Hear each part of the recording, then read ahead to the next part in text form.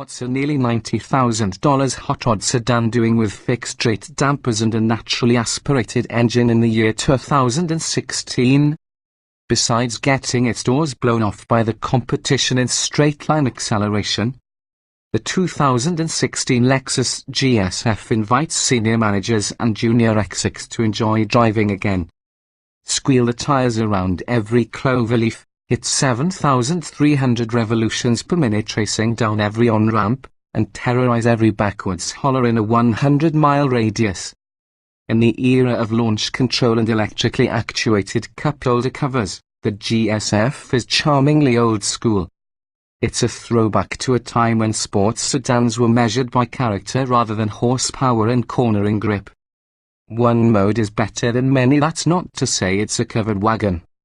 The GS F offers more selectable settings than a Japanese toilet, 4 tied to the engine, transmission, and electric power steering, 3 for the stability control system, and another 3 for the torquey vectoring differential. It's that last piece of hardware, which is optional on the Lexus RCF Coupe but standard on the GS F 4-door, that makes this car feel so alive. By varying the torque distribution between the left and right rear wheels, Lexus engineers taught this 4,128-pound sedan to move like an overgrown Miata. Read our test of the RCF both with and without the hardware here. The differential makes the car alternately more nimble and more stable, depending on the driver, the conditions, and yes, the mode selected. Driven conservatively, braking early, waiting for the apex, and powering out of the corner as the steering wheel unwinds, the GS F understeers like, well, a Lexus. Run hard, namely by feeding in more throttle earlier in corners, and the car delivers big, easy throttle on drifts. Slalom mode makes the GS F wag its tail like a dachshund in a sausage factory, but the track setting makes it utterly obedient, matching a deliberate driver's inputs with textbook responses. On the test track, the GS F's 0.93 grams of lateral grip matches that of the BMW M5. In the real world, the Lexus feels nothing like that calculating, ruthless German.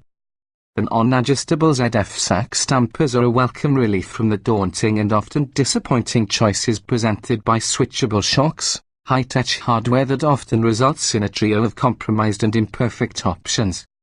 The GS F leans in corners, a byproduct of the slightly soft, supremely comfortable ride. It's the kind of well-controlled body roll that serves as a feedback mechanism, as valuable to the driver as a minute twitch or wiggle in a steering wheel. The handling isn't just predictable, it's accessible, a trait that's become rare as these expensive sports sedans blend attributes of intercontinental ballistic missiles and roller coasters.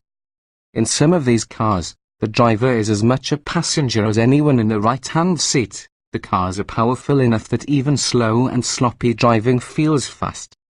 Not so in the Lexus. The GS F is an anachronism, and we mean that in the best possible sense. It delivers rewards in direct proportion to how hard it's driven. Slow in certain company and drive it hard you will.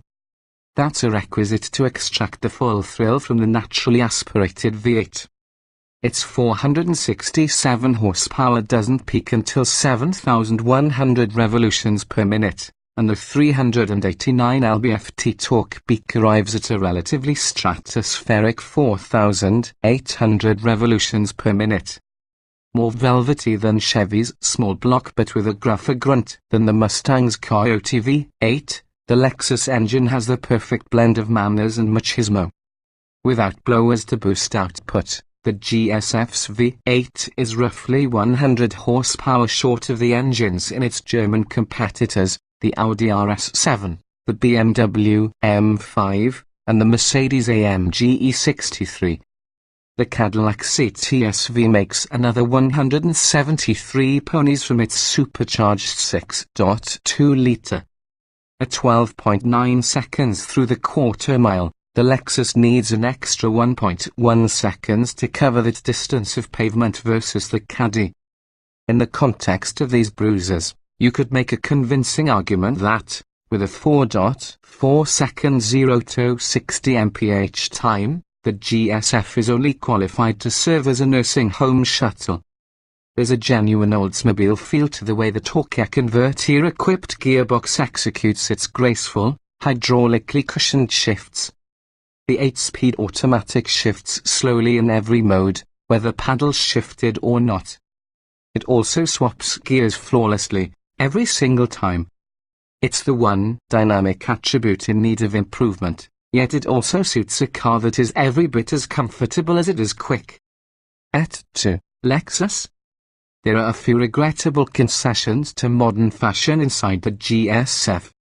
The 5.0-litre V8's natural tone is augmented by active sound control ASC, which blats intake resonance out of the front speakers and a deeper exhaust rumble from the rear speakers in Sport Plus mode. In Sport, only the rear speakers play, and in normal and eco modes, there's no ASC at all. You also can turn off the ASC manually, and you should, because the engine's big, brassy intake honk is plenty loud and proud. We also recommend keeping both hands on the wheel, lest your right hand drift toward the infuriating mouse joystick device that controls Lexus's infotainment system. In other respects, the cabin is a comfortable and pleasant place to consume miles, with supportive buckets, plenty of shoulder and hip room, and clear visibility. The materials exude quality even if the styling is curious at best and downright dissonant in some places, such as the seats that were seemingly stitched by costume designers taking a break from the latest X-Men movie. The inevitable, while Lexus is staked at unclaimed turf with its nuanced driving dynamics, there's a competitor that manages to blend performance and finesse unlike anything else.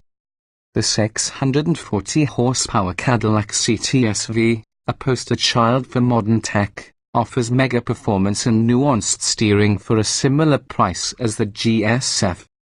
The Lexus would be a no-brainer at $65,000, but our $87,828 test car had just $2,438 in add-ons, more than half of which went for a Mark Levinson premium audio system. It seems unlikely that the GSF and Lexus's F outfit can resist the pressure to conform forever. Company insiders tell us that turbochargers are inevitable, and it's hard not to imagine that adaptive dampers, a snappier transmission, and a general sense of homogeneity would be part of the same package. When the day of reckoning with raw performance arrives, we hope Lexus preserves the GSF subtleties.